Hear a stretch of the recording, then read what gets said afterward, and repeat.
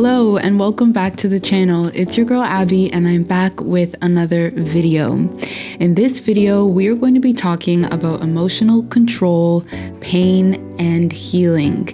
We are going to be talking about being sensitive and feeling emotions and why it's important to manage the way we express these emotions. And so if that is something that you have struggled with, if that is something that you are needing to gain better understanding about or want to learn new coping mechanisms on how to express, this video is exactly what you need. And so stick around because we are going to get into all the details about emotional expression.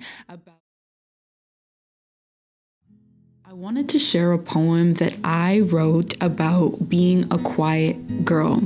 I want to be a quiet girl. I want my storms to pass and leave no trace of the past.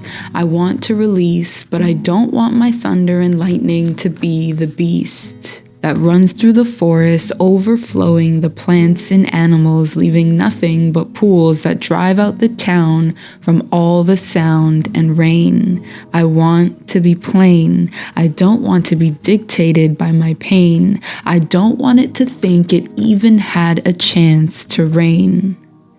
I want to be soft in how I land. I also need to understand that my self-control is a part of a greater plan. I don't want to be harsh or mean. I want to be able to see what you mean without being a fiend for anger and rage. I wish I knew how to land on the page with the key to my own rage.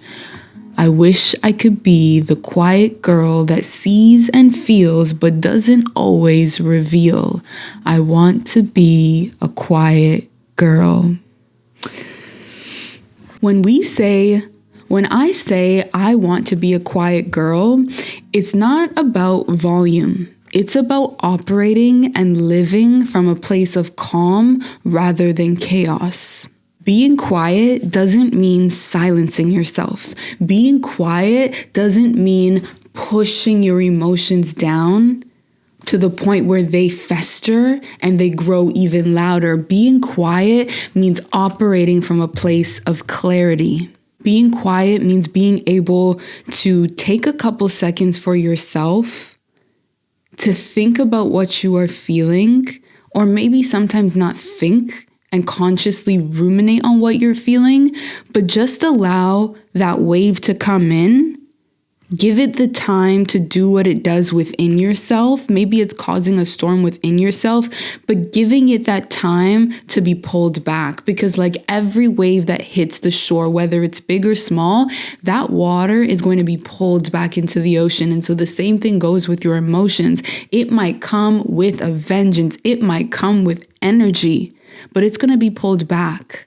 It's going to go back to where it came from. You just have to give it that buffer period, that time to do what it does. And so it's understanding that, yes, you might be triggered and you might want to go into understanding why certain things trigger you. Also understanding that in that process of understanding yourself, you need to give yourself time to calm down. You need to give yourself time to settle so that you don't affect other people, so that you don't drown people with something that is completely natural, something that is completely normal to experience. Allow it to come in, allow it to be pulled back. Don't allow it to control your life and to control the relationships that you have. There are consequences, like we talked about, for every action that you take. And so you want to be still and you want to be quiet in your processing of emotions. That is the mature thing to do. Let me tell you, chaos has no limits. Rage has no limits.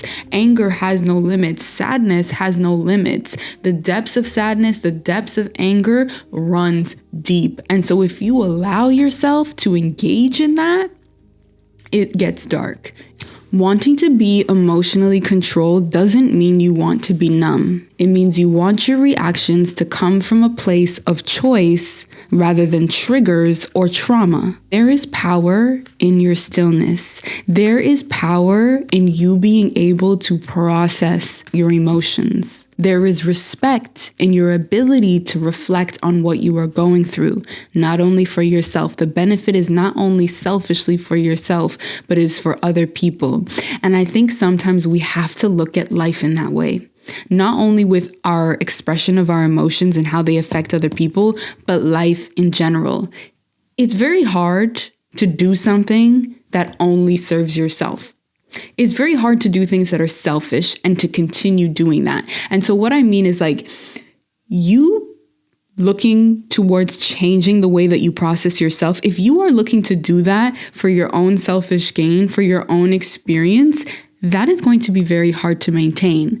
But think about the other people in your life that are affected by you not regulating your emotions. And that should be the motivation that helps you change. Because if it's solely focused on you, it's not going to last very long. But when you work to serve other people, there's energy that comes with that. There's more motivation when it comes to that because it's not only helping you. When you help other people, it not only helps yourself, it clearly helps other people. But there is more to that. There's more depth to that. And that's why we can continue to do it a little bit longer because it's greater and bigger than ourselves. And so start to look at, your emotional regulation as not something that only fills your life, but fills and enriches the lives around you and is going to enrich your life in a bigger and grander way. And so it's not just about you, it's about all the lives around you that can benefit from you being able to regulate your emotions. You need to have the key to your own cage.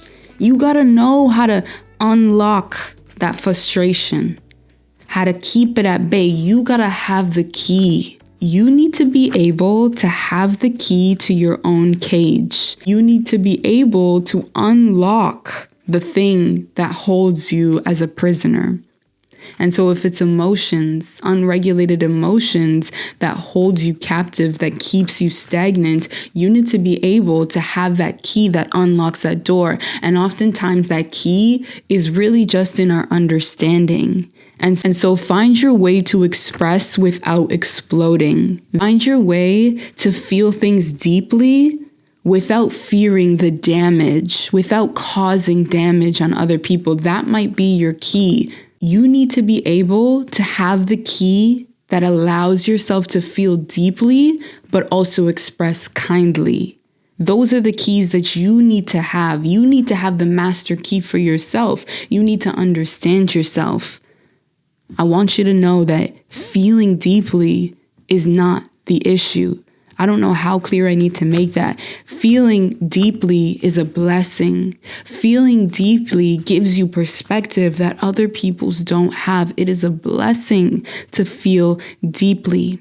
But a blessing can turn into a curse when we don't understand it, when we are deceived in our own naivety, in our own selfishness, in our own pride. It's not what you say, but how you say it. There's this whole thing where I think as a community, as society, we feel like expression is the priority. Saying how you feel, expressing how you feel, honesty. We have this misunderstanding of what honesty really is. We think that honesty is always the best policy. And I know for myself, I had to come to understand that although honesty is the best policy and you should be honest, there is a way to communicate your honesty in a way that is gentle, that is kind and considerate. And so you cannot be harsh and mean, and you cannot be anger and rage filled in the name of honesty. A lot of times we use honesty as a band-aid to freely, immaturely act off of our emotions. And we back it up by saying, well, I'm just being honest. You might say something that is extremely rude, that is extremely hurtful to people, and then mask it with, well, I'm just being honest. I'm just saying what it is. We could all see it. It's just honest. And that has consequences. Your honesty needs to be delivered in a gentle and kind package. You need to be able to manage and work through your feelings in order to deliver that honest opinion. Emotions are really like waves. They come, sometimes they're really strong and they crash on the shore and just cause mayhem. And sometimes they're soft and they slowly come onto the shore and then slowly are pulled back. But we need to be able to understand that however that emotion comes, whether strong or soft, the emotion is not the problem. The problem is not that you are feeling all those things inside you. The problem is not that you're seeing red. The problem is not that you are becoming extremely sad by something that you've experienced. These are all things that are normal and that everyone goes through. I want to make that very clear. There is no issue with feeling strongly. That is what makes you you. That is what gives you the perspective that is so unique to your life experience. No one can tell you that you feel things too deeply or that you are too sensitive. But what they can say and how you do affect people is by how you express those emotions. And so the problem is not that you are too sensitive. The problem is not that you feel things too strongly, but it's how you express that. There are going to be times when you feel triggered, but you need to be able to not only weather the storm within you, that's the first part of it, is being able to cope with your own self and with your own feelings.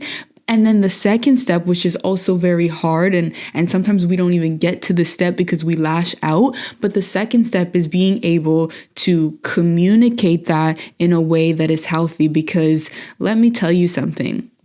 There are consequences for every action that you take.